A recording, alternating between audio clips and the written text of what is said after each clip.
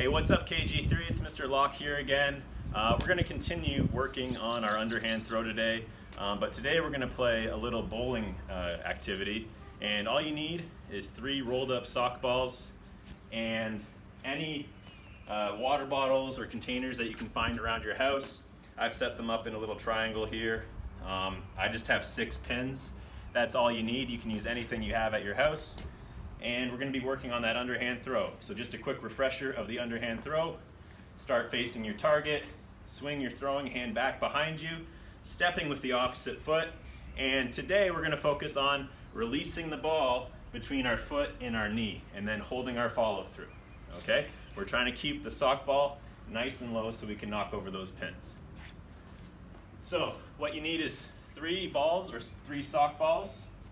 You're going to set up your line, which you're going to bowl from. And again, start facing the target right there. You're going to swing your arm back, step, and release. Okay, not bad. I still have 1 pin up, so I'm going to try and knock that last one over. Face the pin, swing, step, release. Last try, swing, step, and release. Okay. Not bad. I didn't get this last one, but I got the 5 other ones.